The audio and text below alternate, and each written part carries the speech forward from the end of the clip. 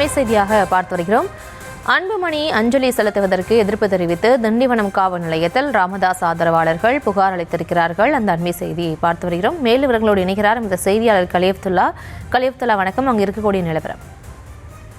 வணக்கம். விழுப்புரம் மாவட்டம் திண்டிவனத்தில் அமைந்துள்ள வன்னியர் சங்க கட்டிடம் இயங்கி வருகிறது. இந்த ஒவ்வொரு ஆண்டும் செப்டம்பர் மாதம் 17ஆம் தேதி இடஒதுக்கீடு போராட்டத்தில் உயிர் சேதம் செய்த 21 தியாகிகளுக்கு பாமக நிறுவனர் ராமதாஸ் மற்றும் அன்புமணி ஆகியோர் இருவரும் அஞ்சலி செலுத்துவது வழக்கம். இந்த நிலையில் இருவருக்கும் ஏற்பட்ட மோதல் போக்கு காரணமாக இந்த வருடம் தனித்தனியாக அஞ்சலி செலுத்துவதாக கூறப்படுகிறது.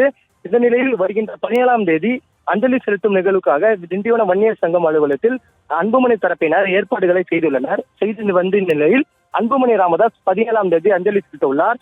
அதனைத் தொடர்ந்து ராமதாஸும் அஞ்சலி செலுத்த உள்ளார். இதற்கு எதிர்ப்பு தெரிவித்து ராமதாஸ் தரப்பு ஆதரவாளர்கள் வன்னியர் சங்க அலுவலகத்தை பூட்டு போட்டு இருவருக்கும் மோதல் போக்கு இருவரும் நீண்டி வந்த நிலையில் இருதரப்பினும் ஒருவருக்கு ஒருவர் மோதிக்கொண்டனர். இந்த நிலையில் இருவரையும் காவல் நிலையம் அழைத்து சென்று விசாரணை செய்த போது காவல் நிலையத்துக்கும் ஒருவருக்கு ஒருவர் வாக்குவாதம் ஏற்பட்டு மோதல் போக்கு உருவாகிறது. தற்போது இருவரையும் வைத்து காவல் நிலையத்தில் இன்ஸ்பெக்டர் பிரகாஷ் தலைமையில் விசாரணை செய்து வருகின்றனர். அப்போது ராமதாஸ் தரப்பு ஆதரவாளர்கள் அன்புமணி ராமதாஸை அஞ்சலி செலுத்த வரக்கூடாது என ராமதாஸ் தரப்பு ஆதரவாளர்கள் தற்போது புகார் ஒன்றை அளித்துள்ளனர். தற்போது இருவரையும் வைத்து பரபரப்பாக அஞ்சலி செலுத்தி வருகின்றனர். இருவரையும் காவல் நிலையத்தில் வைத்து விசாரணை செய்து வருகின்றனர். இதனால் அப்பகுதியில் பெரும் பரபரப்பு ஏற்பட்டு வருகிறது. விவரங்களுக்கு நன்றி கலியப்துல்லா.